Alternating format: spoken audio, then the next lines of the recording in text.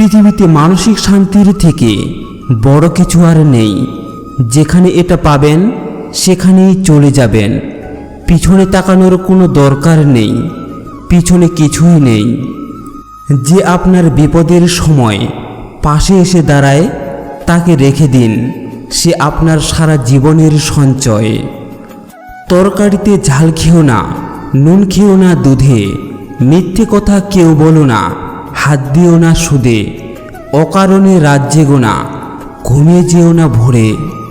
শিশুর হাতে কেউ কখনো ফোন দিও না তুলে, বউয়ের কাছে কেউ দিও না গোপন কথা তুলে।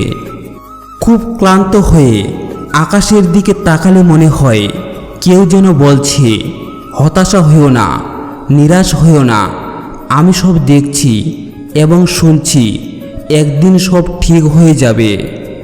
পুরুষ সফল হতে চায় মা বাবার জন্য, কখনো সফল হতে চায় প্রিয়তমাকে পাওয়ার জন্য, আবার কখনো খেটে মরে স্ত্রী সন্তানের জন্য। যখন নিজের জন্য বাঁচতে চায় তখন আর সময় থাকে না, পুরুষ বাঁচে অন্যের জন্য, এটাই বাস্তবতা। নিজেকে সস্তা বানাতে না চাইলে এই 5টি কথা মনে রাখবেন। নাম্বার 1, গায়ে পড়ে কারো উপকার করতে যাবেন না। গায়ে পড়ে উপকার করলে বেশিরভাগ মানুষ ভাববে আপনি কোনো উদ্দেশ্য হাসিল করতে বা নিজের স্বার্থ রক্ষার জন্য উপকার করছেন। নাম্বার 2, ডাকলেই আপনি হাজির, এই মনোভাব ত্যাগ করুন। প্রায়োরিটি বা প্রয়োজনীয়তার মাপকাঠির উপর ভিত্তি করে রেসপন্স করুন। নাম্বার 3, জোর করে অন্যের জীবনে নিজের অস্তিত্ব খুঁজতে যাবেন না। যে আপনাকে সত্যিকার অর্থে ভালোবাসে এমনিতেই তার জীবনে আপনাকে স্থান দেবে। নাম্বার 4, গায়ে পড়ে কাউকে পরামর্শ দেবেন না। নাম্বার 5, অন্যের ব্যাপারে অযথা মাথা ঘামাবেন না। দেওর কখনো ভাই হতে পারে না, একটু চান্স দিলেই বুঝবেন। শালি কখনো বোন হতে পারে না, আড়ালে একলা থাকলেই বুঝবেন। ধর্মের মা বাবা ভাই বোন বলে কিছু হয় না, স্বার্থের পরীক্ষা করলেই বুঝবেন। স্ত্রীর চেয়ে ভালো গার্লফ্রেন্ড আর স্বামীর চেয়ে ভালো বয়ফ্রেন্ড কোনোদিনই হয় না, সংসার ভাঙলেই বুঝবেন। প্রেম করলে কখনো স্বামী স্ত্রী হওয়া যায় না, একজন পাল্টি মারলেই বুঝবেন। কেউ যন্ত্রণা দিচ্ছে, চুপ হয়ে যান। কেউ অনেক ভালোবাসার পরেও পাত্তা দিচ্ছে না, চুপ হয়ে যান। কেউ অপমান করছে, চুপ হয়ে যান। কেউ ঠকাচ্ছে, চুপ হয়ে যান। কেউ বিশ্বাসঘাতকতা করছে, চুপ হয়ে যান। এমনভাবে চুপ হয়ে যান যেন কখনো আপনার শব্দ বা ছায়াও দেখতে না পারে। মৃত হয়ে যান তার কাছে, প্রতিজ্ঞা করুন আর কখনো তার দিকে ফিরে তাকাবেন না। এই প্রতিজ্ঞা করলেই আপনি আর কখনোই কষ্ট পাবেন না। এই যে নীরবতা আপনার দম বন্ধ করার আর্তনাদ দিবে, আর ওই মানুষটা আফসোস দিয়ে যাবে। আসলে আমরা মানুষটাকে হারাবার ভয়ে শব্দ দিয়ে প্রতিবাদ করি না। আসলে আপনি জানেন কি, যে মানুষগুলো আপনাকে মানুষ বলে মূল্যায়ন করেনি, আপনাকে দম বন্ধ করার মতো কষ্ট দিয়েছে, তারা কখনো আপনাকে ভালোই বাসেনি। ভালোবাসা তো অনেক দূরের কথা, তারা কখনো আপনার আপনজনই হয় না, তারা কেউ আপনার আপন না। তাই শব্দ দিয়ে, কান্না দিয়ে, দুনিয়ার সমস্ত প্রায়োরিটি দিলেও ওরা আপনার কষ্ট বুঝবে না। তাই নিজের স্বার্থে বাঁচুন, নিজেকে ভালোবাসুন। মনে রাখবেন, আপনার একজন রব আছে, স্বেচ্ছায় গিয়ে তার কাছে সব কিছু বলে দিন। তিনি একমাত্র আপনার দুঃখ মোছার মালিক। থাকতে মূল্য দাও প্রিয়, হারিয়ে গেলে আর ফিরে আসবো না।